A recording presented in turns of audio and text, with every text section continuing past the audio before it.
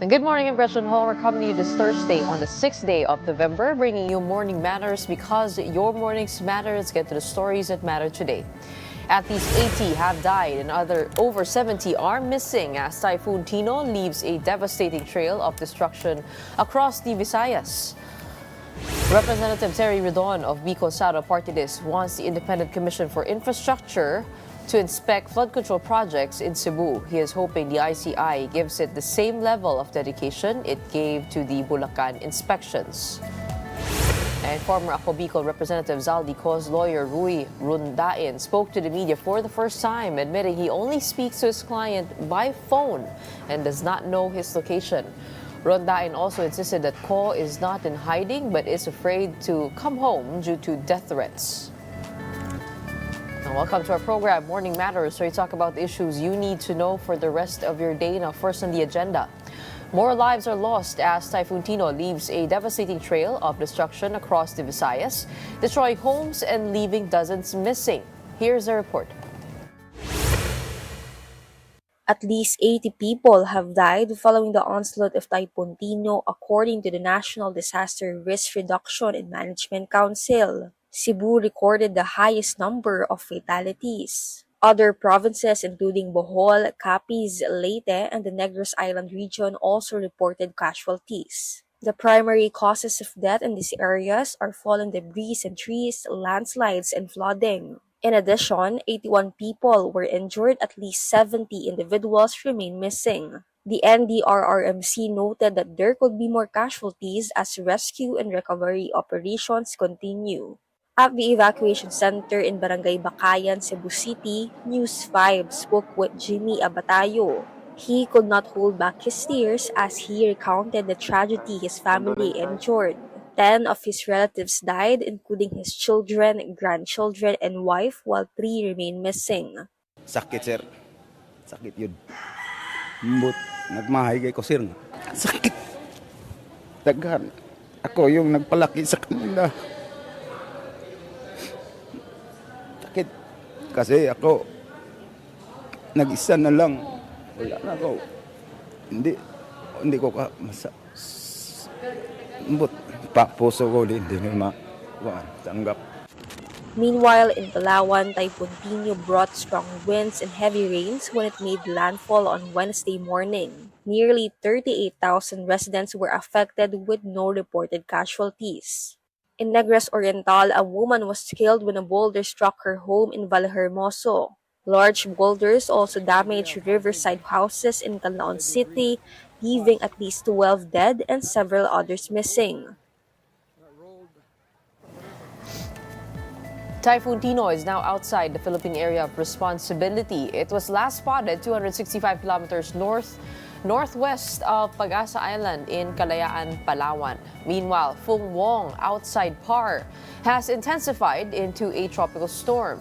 It is expected to enter the Philippine area of responsibility tomorrow late evening or Saturday early morning. Once inside the country, it will be given the domestic name Uwan. Pag-asa said there is an increasing chance of landfall on Monday over northern or central Luzon as a super typhoon. For now, Tino and its trough is still bringing rains over Palawan, Zamboanga, Aurora, Quezon, Basilan, and Tawi-Tawi. The rest of the country may also expect rains due to the Amihan shear line and localized thunderstorms. Meanwhile, Cebu is still reeling from the massive floods that left dozens dead and thousands displaced. But according to a leading urban designer, the disaster didn't come out of nowhere. It was years in the making. Here's a report. Landscape architect and urban designer Paulo Alcazaren has expressed frustration over the extent of damage caused by the recent flooding in Metro Cebu, calling it a disaster waiting to happen. Of course, I'm Cebuano, so thoughts and prayers to everyone there. But yes, it's a bit of a shock to see all of the people who were affected and died because of all of this. I mean, the problems had been building up over the years, of course. And Metro Cebu has roughly the same problems as Metro Manila, so slightly smaller scale. Alcazarin points to years of deforestation, rapid urbanization, and poorly maintained drainage systems as the main causes behind the massive flooding.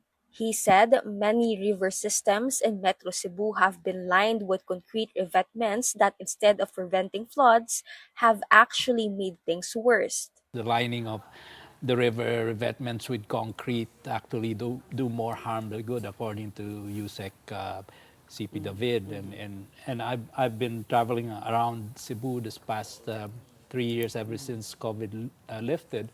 He recommends using nature-based solutions, which he says are cheaper and more sustainable than concrete structures, but admits that these aren't always possible in highly urbanized areas. NBS is often less expensive than concrete, of course, and nature-based solutions are the more sustainable solutions. But it's not always doable in some areas, especially with high urbanization. So There the could be a buildings, hybrid. it can be it has to be a hybrid, but it has to be done based on a master plan. Alcazarin also called out the lack of coordination between government agencies and local governments. The landscape architect also criticized the development of Monterrazas de Cebu, a project linked to celebrity Slater Young, calling it problematic. Yes, Condominium that used to complex. be vegetated slope in the uplands of. So that's of Cebu. problematic. That's problematic. Because you need trees there. If we don't address where the flood water or stormwater will be channeled. As Metro Cebu struggles to recover from the disaster, Alcazarin urges policymakers to rebuild with science, planning, and coordination at the forefront. The Independent Commission for Infrastructure, together with the Department of Public Works and Highways, inspected several flood control projects in Davao City. ICI Special Advisor and former PNP Chief Rodolfo Azurin Jr. led the inspection, joined by Baguio City Mayor Benjamin Magalong, his predecessor at the commission. Magalong was there for the turnover of the projects he previously investigated. Their first stop was the road slope protection and rock netting project in Barangay Matina Crossing. Samples were taken from materials used in the structure following complaints of mismatched specifications and substandard materials. Tingnan natin kung ano yung cost ng pagkasira.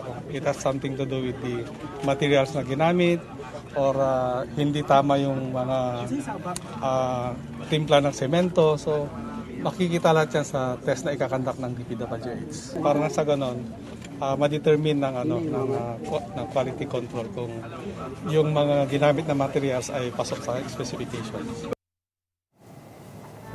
The ICI also inspected another project in Matina Crossing, which has already shown damage just 2 years after its completion in 2023.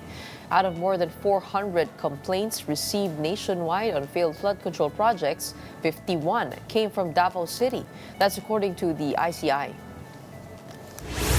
Ini-inspect natin isa-isa yung mga projects na to para nang sa ganon magkaroon tayo ng parang conclusion, and then we determine ano ba appropriate na gagawin aside sa filing ng mga charges sa mga implementers as well as din sa mga nag-inspect at nagbayad ng mga projects na to.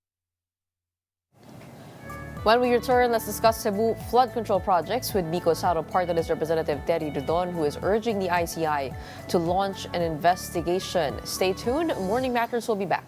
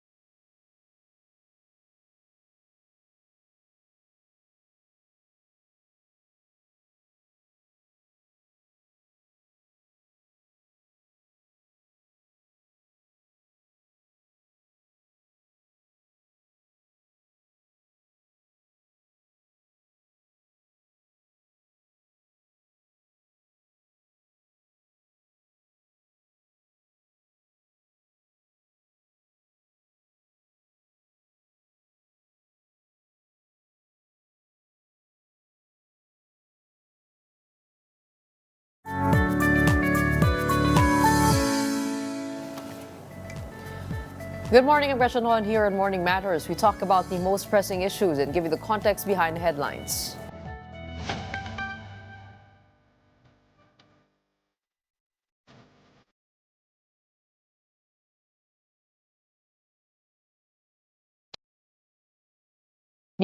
Saro Party List Representative Terry Redon is asking the Independent Commission for Infrastructure to inspect flood control projects in Cebu.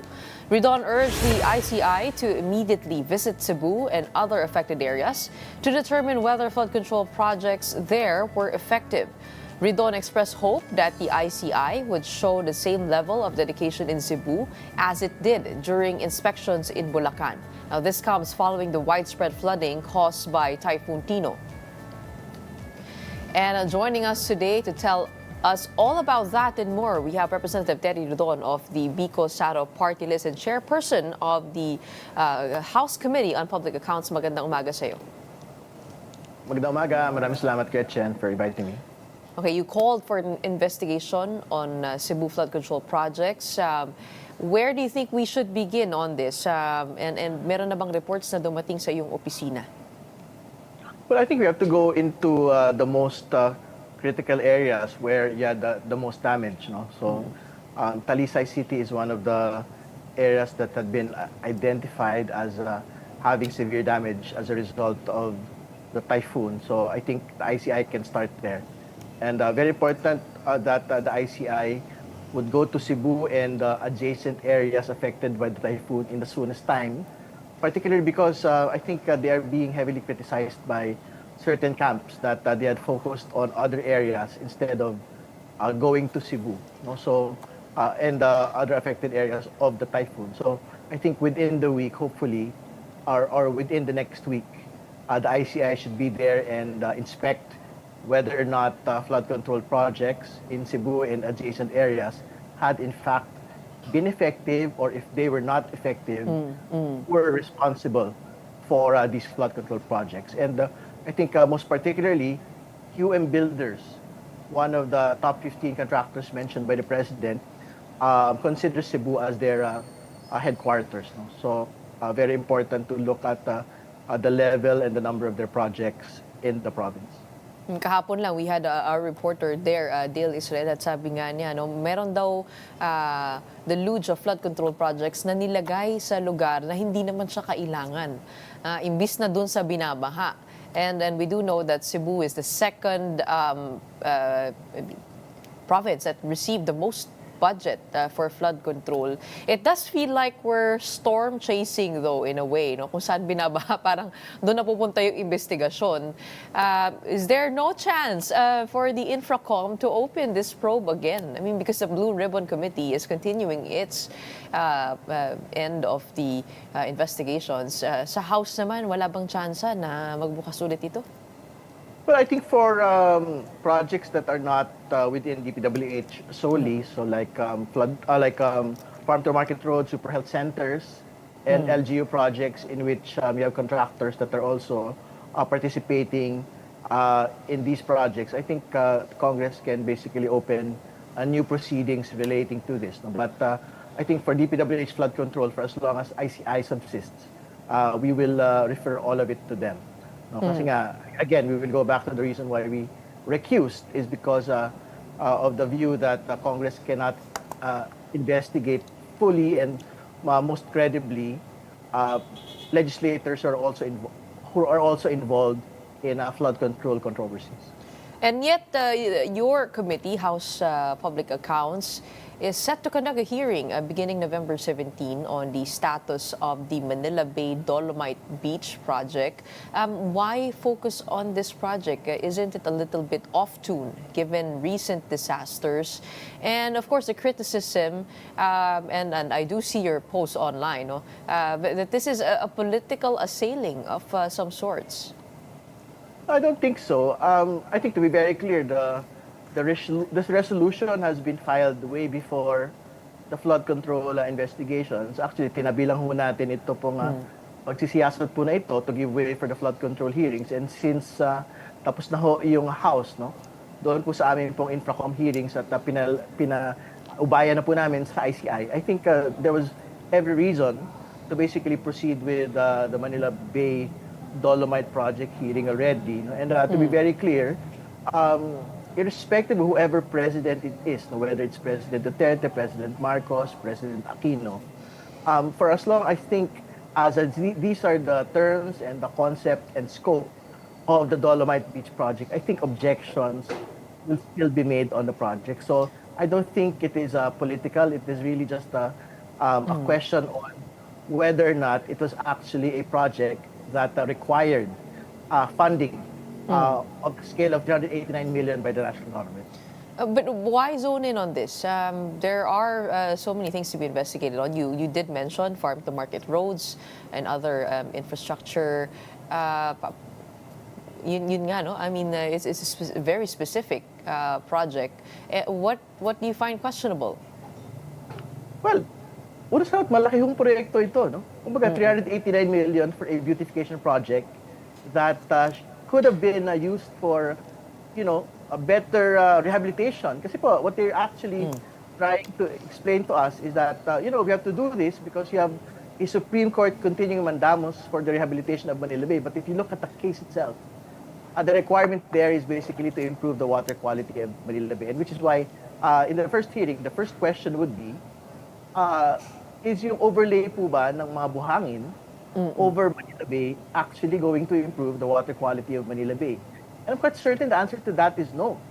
Di ba? So, I think these are questions that the DNR leadership today will have to answer on whether or not they actually back the previous DNR leadership's decision to actually greenlight this project despite not actually complying with the Supreme Court mandamus. And secondly, proceeding with a project that was not in the Manila Bay Sustainable Development Master Plan in the first place. Di ba yung pinag-usapan natin sa flood control?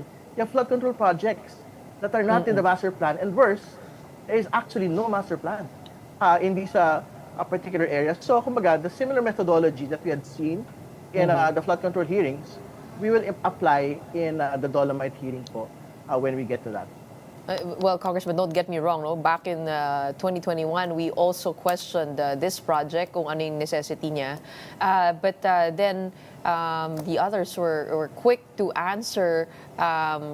Napakahalaga ito na, syempre, unang-una, pasyalan dun sa mga residente doon dahil saan pa ba sila pupunta. And ano bang gusto nyo makita? Gusto nyo makita basura? Dati, yun nga yung images, no? It was lined with a sea of trash. Now, we have a beautiful beach with tourists and taking a look at all the other things that they were hoping to achieve with this. According to the Mines and Geosciences Bureau, it will also protect coastal properties from erosion and storm surges. Yan yung sabi nila.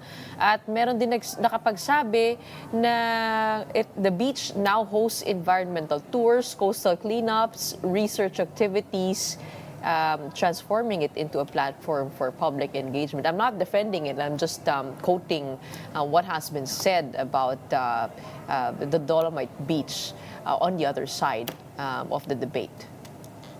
Yeah, but the core of it is basically a beautification project. No? So, are we to tell the nation that we are supposed to undertake a beautification project at the level of 389 million?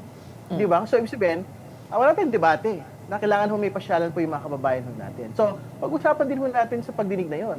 Ano po ba yung alternatives? Dito pa sinasabing pwedeng maging pasyalan ng atin pong mga kababayan within that entire same area.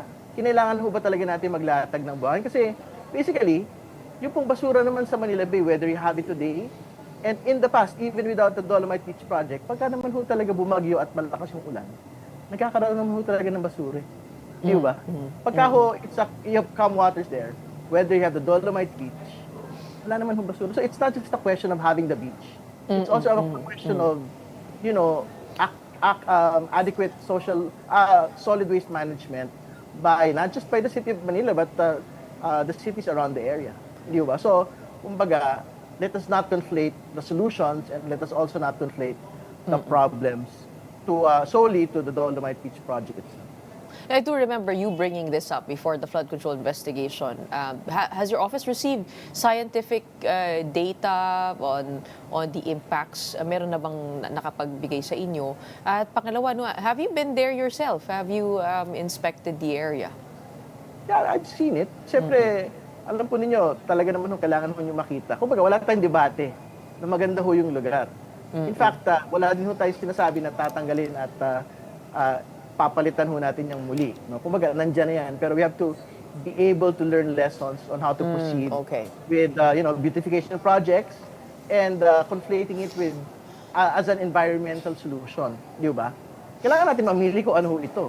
Is it solely a beautification project? Or is it actually an environmental solution which is consistent with the requirements of the continuing mandamus by the Supreme Court and by the Manila Bay Rehabilitation Master Plan. No? So, kumbaga, maging honest lang ho tayo kung ano ba yung gusto talaga natin mangyari dito.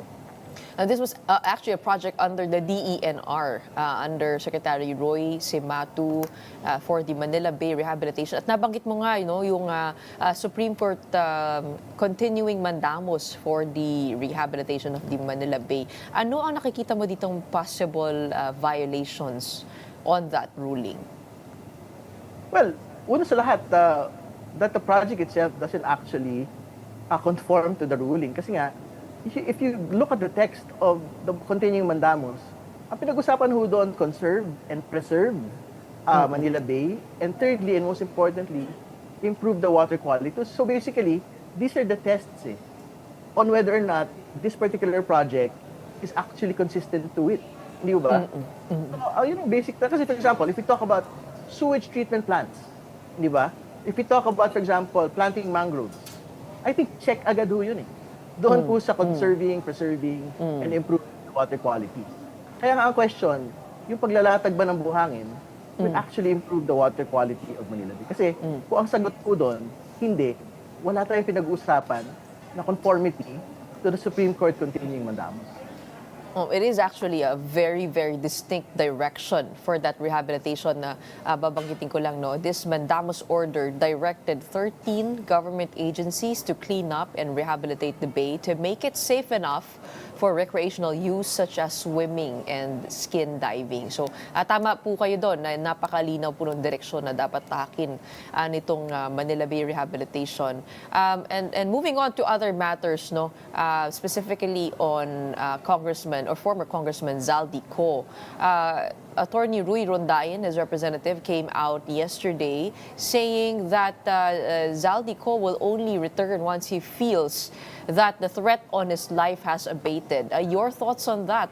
Pwede ba yun? Hindi ba parang pwedeng maging indefinite din na sabihin mo na may banta sa buhay mo to stay away from accountability?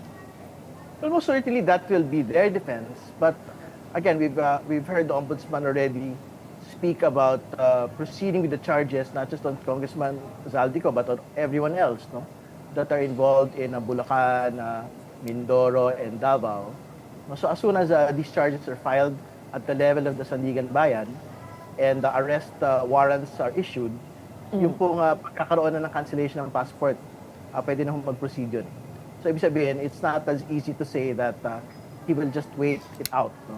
Kasi at the level of government, yung cancellation of passport and yung Interpol coordination for the arrest, even if he's not in the Philippines, can in fact be implemented by government. So I think sila ho yung mapagpasya. Siyempre, kliyente ho niya yun. Pero I think yung gobyerno po will do what it needs to do to proceed with the case. But are you happy with the speed of the investigation? No case has been filed against Zaldi Co until now. Is there any way that we can make him answer for the charges or for what's been said over at the hearings or forcing him back into the country? Well, I think yung pong second referral of the ICI to the Ombudsman po, I think it is sufficient enough kasi it is the result of all the proceedings, no, of the House, of the Senate, and the ICI. And nabanggit po siya Congressman Zaldico doon, and also in the first referral relating to Mindoro. So I think the ball is in the court of the Ombudsman, and they had made a commitment to basically file the charges within the month. of November, administrative and criminal charges at the level of the Sandigan Bayan. So we will hold them to that commitment. Oh, kasi nakikita ng mga tao ngayon, I mean, he's been going around, may mga random pictures na lumalabas. At syempre, ang tanong ng taong bayan, bakit wala pang nakukulong? Ilang buwan na itong mga investigasyon na ito. What do you think, what do you think about the whole process? Do you think it could be a little bit more, expeditious? Well, again, like what we had stated and like what the president stated, I think everyone wants it to be fast, no? But we also don't want the proceedings to fail. So, kumbaga, I think the most important question is whether or not the prosecution will be able to actually do it right and file the proper cases, which will lead to convictions and dismissals. No? So, I think that is the most important test. No? So, tingin ko naman, they're not taking their sweet time. And again, the standard, for example, in the PDAF case, the last time in 2013, yung po I think it had taken them around 11 months, no, for the first charges to be filed at the level of the Sandigan Bayan. Eh, wala pa naman ho tayo sa 11th month. We're just like 100 days from the announcement of the president. So I think we are still within target to actually file it in the soonest possible time. Sabi rin po ni Attorney Rondain that Zaldico does not own any air assets and that the assets in question actually belong to Misibis Aviation. Help us understand this. Pwede ba yun na kahit major stockholder si Congressman Ko, pwede niya sabihin na hindi naman akin yan, sa kumpanya yan? Well, siyempre, depensa na po yan ng mga abogado, no? Ni okay. Congressman Ko. No? So, siyempre, you have to look at the corporation of Misibis itself. Sino ho ba yung mga stockholders dyan? Sino ba yung mga beneficial owners? No? So, basically, kung it is still related to the cost, no? So, hindi nun po ganun kadali na sasabihin po natin na hindi talaga siya nagmamayari. Kumbaga, it's a legal defense, but I don't think the public will actually accept that explanation. Kung talaga nga bahagi pa rin si former Congressman Ko nung po binabanggit pong kumpanya ni Attorney Ronday. And speaking of accountability, how far and deep do you think that should go? I mean, ito, meron ngang ibang mga kasama sa kumpanya, and also I was taking a look at the freezing of assets. Meron dun nakalagay na insurance policies na freeze, ano? Those who have accepted these payments to them, for example, sa usaping insurance lamang, yung mga ahente down the line, I mean, doing their due diligence, also officials in the land bank, what is their level of complicity here? And how do you hold everybody accountable down the line? And paano kaya? I mean, it's so wide and so deep that I can't begin to grasp the amount of work that it will take to actually hold everybody accountable. Well, first of all, syempre, lahat ng mga sangkot dapat managot. No? I think that's a first principle that needs to be stated. But second of all, I think yung most important personalities should be charged first. No? Para syempre it serves as warning and the lesson to everyone na mataas ka man o mababa ka, kung talagang masasangkot ka sa ganitong mga aktibidad, meron hong kailangan pagbayaran. So, hopefully, kung talaga hong complicit, like what you had stated, yung pong maliliit na mga tauhan ng iba't ibang mga opisina, pati dapat meron din pong kaso. But more importantly, syempre, we will have to talk about empowering the ICI as well.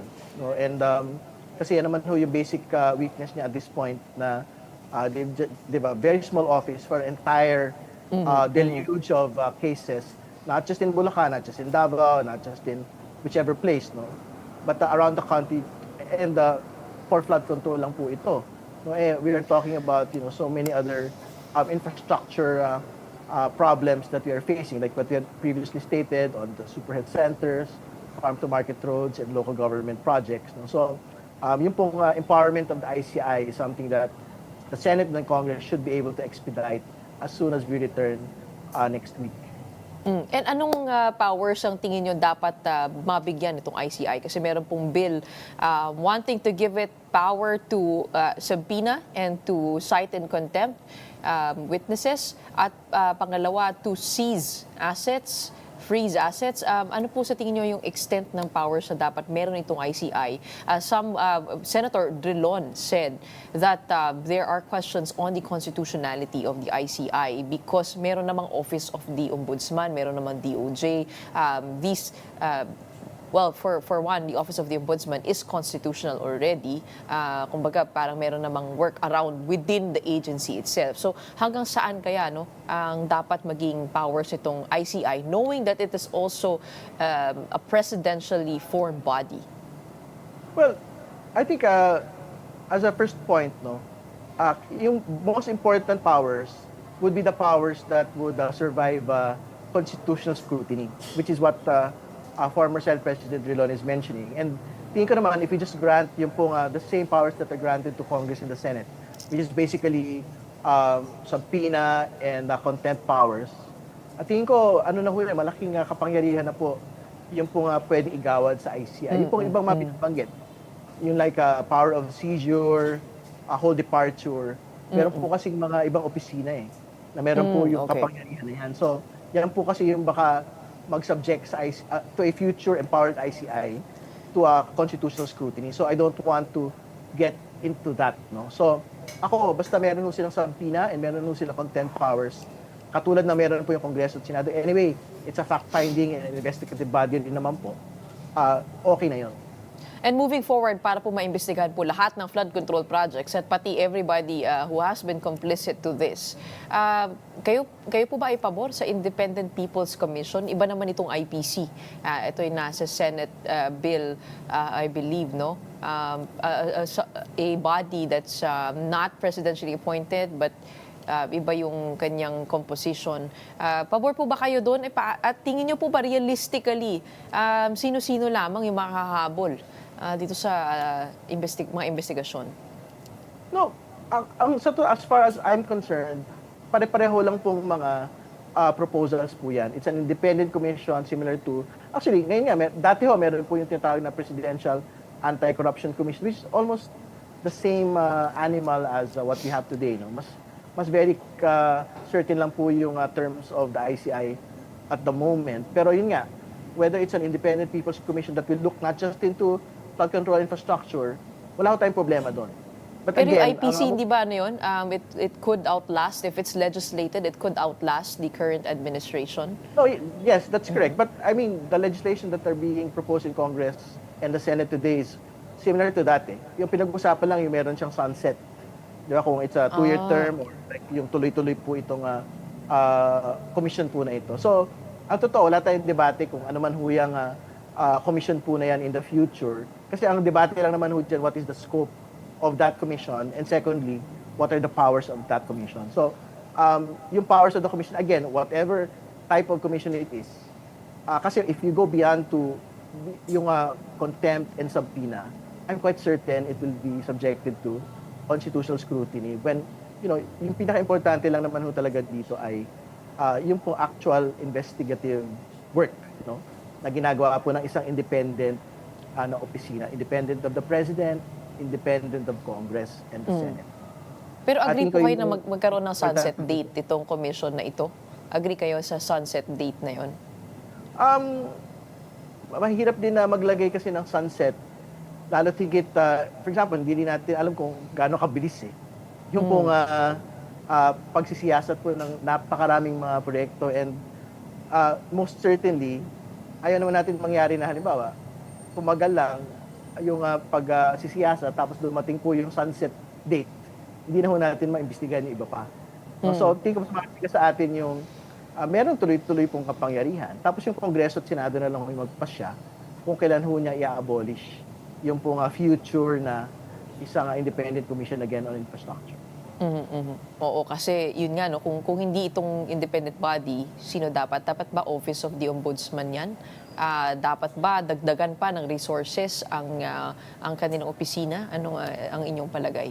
Well, again, syempre, it's a question that has been raised previously also in the creation of the ICI. But I think it is the wisdom of the President, which the Congress and the Senate support, na there is a particular focus, there needs to be a particular focus on infrastructure and flood control corruption. Kasi pagka ombudsman lang yan, you have an entire buffet of matters na pwede hong focusan po ng ombudsman, no?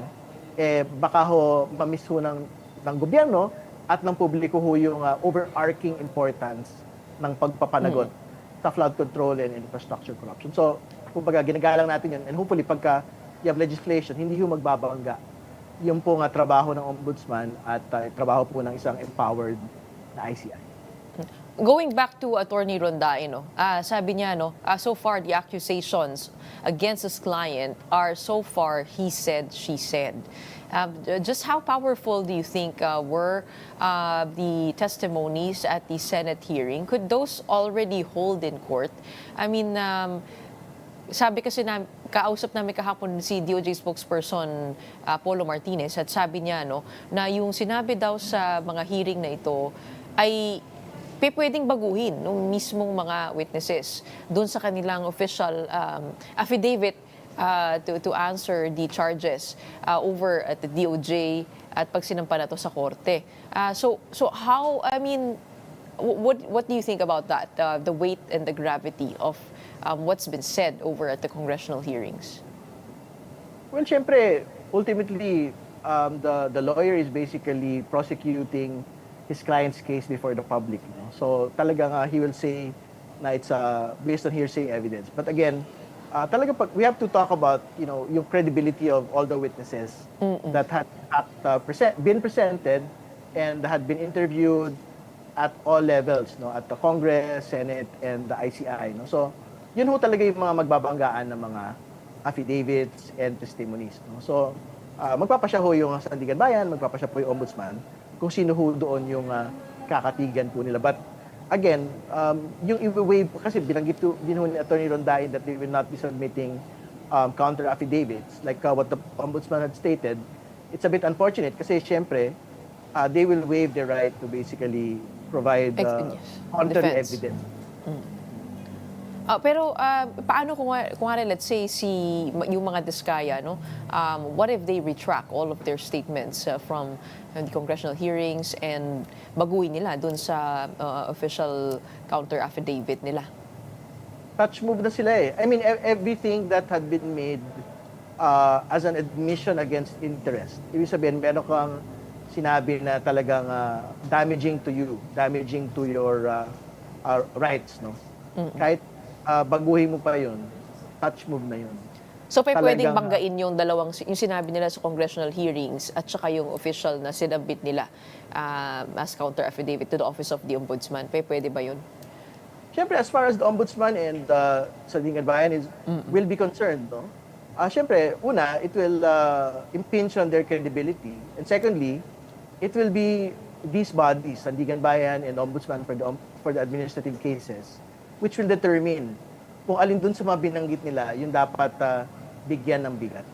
So, kumbaga, hindi yung ganun kadali sa totoo lang na magsabi ka ng isang bagay on a particular fact, tapos bigla ka magbabago at a future time. So, kumbaga, wag nilang subukan dahil I think it will basically weaken their position as well. And moving forward, how do we achieve more transparency over the budgeting process and also in our infrastructure works? Marami pong mga proposal, meron po yung blockchain proposal, kaakibat ng budget, merong proposal to have open access to all the data from sa start ng NEP, papunta sa House, papunta sa Senado. Ano ang tingin niyo? I mean, your take on all of these proposals? Well, again, first of all, pinakamahalaga pa rin ho itong ginagawa ho natin na truth-telling, truth-seeking dun sa pagpapanagot po ng lahat ng sangkot. Dito po sa flood control corruption, yan yung una. Pero pangalawa, yung binabanggit ko natin previously pa, na dapat ko identified and name po talaga yung proponents ng lahat po ng mga line items. At whichever level it is, at the NEP, at the HCAB, at the BICAM, at the Senate version, dapat, it is one of the proposals of Senator Ping Lacson din. Ibig sabihin, kung talaga nga pinaninindigan po natin yung pong ating mga insertions, ang ating amendments, ang ating pong initiatives, dapat di ho tayo matakot. Kasi kung talagang mahalaga sa atin, mahalaga sa mga constituencies ho natin, yung pong dagdag na gusali, dagdag pong flood control, dagdag pong mga kalsada, dapat hindi ho tayo nahihiya. Kasi kailangan ho ng mga kababayan ho natin sa mga nasasakupan po nating mga lugar, sa mga tinutulungan po nating komunidad. So dapat hindi ho tayo matakot na ilagay ho yung pangalan. Kasi anyway, marami naman ho mga politiko, linalagay ho nila yung mga pangalan nila doon sa mga proyekto. Ano ho yung pinsala na ilalagay ho natin yung mga pangalan natin doon sa mga pinopropose po natin ng mga proyekto sa level po ng line item ng ating pong budget. Well, speaking of transparency, some members of the House have already released their SALNs, that's including the Speaker. Are you planning to release yours? And then, are we still awaiting a policy decision on this from the House? No, I think as soon as the House policy is finished, no, House members, including myself, will release their SALNs. Kasi yan po yung inaantay ho talaga natin na magkaroon talaga ng actual policy that will basically determine kung how we will go about it. Kasi mahirap kasi yung halimbawa, naglalabas lang ng salin, it might be an excuse. Kung naglabas na pala kayo, wag na tayo magkaroon ng house policy. But we want to be able to show the nation is that talagang wala akong tinatago dapat yung pong mga kongresista. At ito po yung magiging patakaran natin as an institution moving forward. So as soon as the policy committee convenes and approves the new silent policy, I think House members will be obliged to release their silence. Is that on the table? I mean, pag-resume ng session? I think as soon as we return next week, magkakaroon na po ng pagpupulo. Kasi the speaker himself actually convened it. So may mga pangalan yung pong committee na yan. So I think they will convene in the soonest time. Sabi kasi ng ibang tao, no, bakit kailangan pa mag-antay ng polisiya? Pwede namang unahan kung talagang walang tinatago. Anong masasabi niyo dun? Tama yun, wala tayong problema doon. Pero we don't want it to be merely performative. Okay. Diba? Kasi nga, naglabas, for example, we have particular congressmen that released their silence, di ba? And sasabihin ng ibang mga kongresista, nag-release na pala kayo. Huwag na kami, hindi na kami kasali dyan, kaya nyo na yan. Di ba? I don't think that's the end that we want to see. The end that we want to see, because you have a House policy, is that more than 300 members of the House will be compelled to release their SALNs. Siyempre, respecting the privacy rights. But hindi po pwede yung parang pa-isa-isa, pa-ilan-ilan lang po na disclosures po ng ating pong SALNs. Sa bagay, ibang dynamic dito sa House, given that you have more than 200 members, compared to the Senate na ang bilis ipinpoint kung sino yung hindi nag-release ng SALN. So we do hope to see all of that, to be able to restore public trust in the House of Representatives. In the meantime, maraming salamat for answering our questions today, and good luck with this new probe on the Manila Bay Dolomite Beach. We have Representative Terry Lidon of Bicol Saro Party List and Chairperson of the House Committee on Public Accounts. Maraming salamat. Maraming salamat. Ganda umaga. Just in, as of 7 a.m. today, the Office of Civil Defense confirmed that the number of casualties from the onslaught of Typhoon Tino has climbed to 114. The number of missing individuals is now at 127, while 82 were reported injured. Most deaths were from Cebu, followed by Negros Occidental and Oriental. Overall, almost 2 million Filipinos from 8 regions were affected by the typhoon. And coming right up, Davao City Representative Paulo Duterte denied that there are ghost flood control projects in his district. All that and more when Morning Matters returns. Keep it here.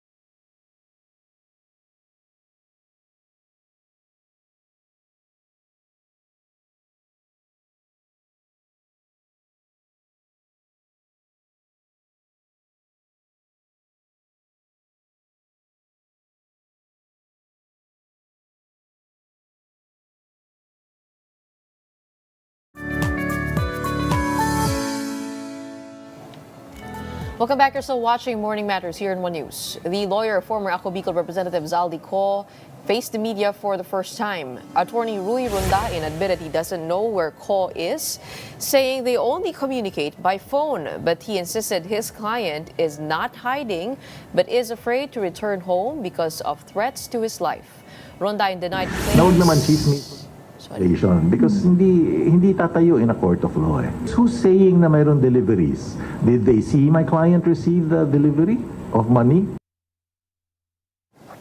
Rondain denied claims that Ko received cash deliveries from a certain Orly Guteza or that he made insertions to the budget. He also clarified that Ko owns no helicopters or planes, saying any aircraft linked to him belongs to Misibis Aviation. I understand that any aircraft related to him is owned by Misibis Aviation.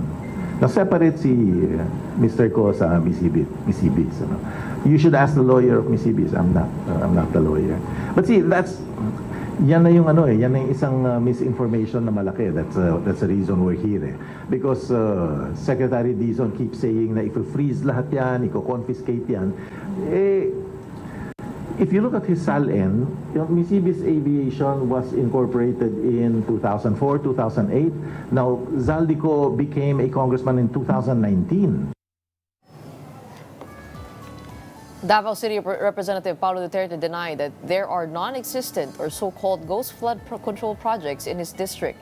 He issued a statement after ACT Teachers Party List Representative Antonio Tino raised claims of irregularities.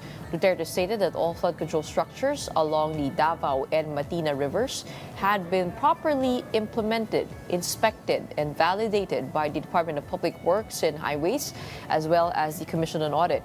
He maintained that the projects are visible, functional, and continue to serve residents by preventing flooding in communities. The lawmaker also urged critics to verify their claims through official channels instead of using Davao City for political attacks. Former Philippine National Police Chief Police General Nicolas Torre III denied allegations that he is harboring Orly Guteza. On the big story, Torre said he has not been approached regarding the issue and has no involvement in the matter. Saan naman galing yan at you're giving me too much credit. I may help pag hiningian ako ng tulong, pero sa ngayon, I just don't see myself in there. I don't think that I have any business in that. Torre also dismissed speculation about him entering politics, saying he lacks the financial resources to run for public office. When asked he would consider a 2028 election bid should a group offer to fund his campaign, Torre said he would wait and see. Una, wala akong pera. Okay? I just don't have the resources for it. So I have already promised to my children na makabawi man lang sa kanila. Tingnan natin kung sino mag-offer. And don't go away. We'll be back with more stories after a quick break. Keep it here.